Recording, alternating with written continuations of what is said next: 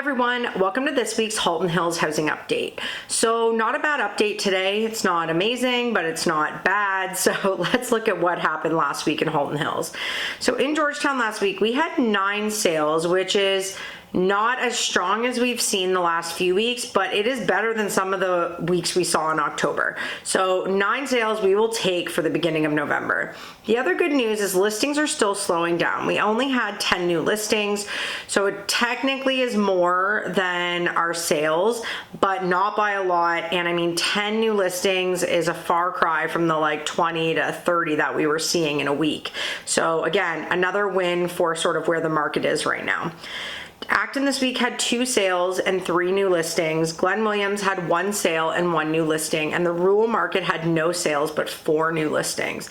So we are still seeing listings coming on. Something of note, and we've been looking at sort of our price points because there's been some weird things happening, like not a lot moving under $1 million and all these high ticket sales, but the lower end not moving. So 7 of the 12 sales were under $1 million this week. So it's not like, it's technically more than half.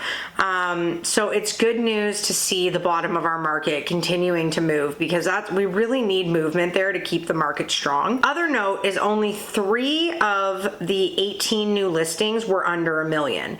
So we're gonna start to see upper price points get a little more saturated, and hopefully our lower price points can continue to move. In terms of properties that relisted or came off of the market, we had 13 properties that came down in pricing, relisted at a lower price.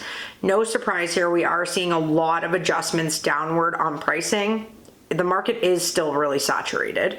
And we had 6 properties come off the market, which helped our inventory stay at bay this week. So we had 257 listings last week in Halton Hills. This week we have 254.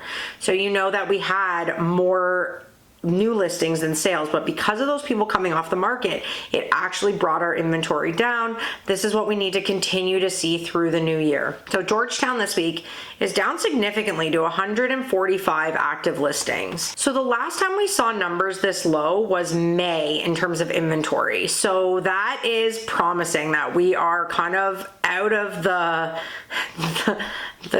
awfulness that was that sort of middle part of the year. So 145 active listings, we will take that. That is going in the right direction of our market overall softening in terms of inventory.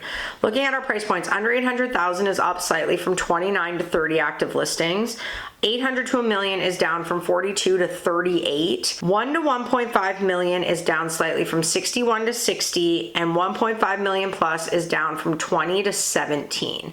So overall, our numbers are starting to come down also in all of these pockets, and it's just really refreshing to see.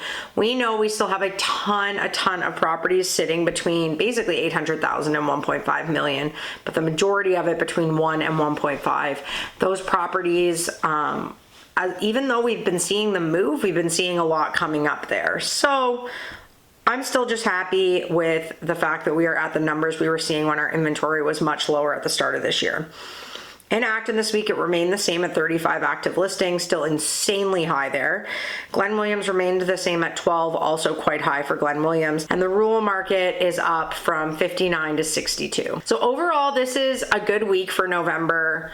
We did see our inventory drop. That is what we need to continue to see for the next 7 to 8 weeks until we are in 2026. We really want to be like cutting our inventory almost in half. It would be amazing if we could start next year closer to that 150 mark in Halton Hills, and Georgetown, you know, sitting in that 70 to 80 pocket.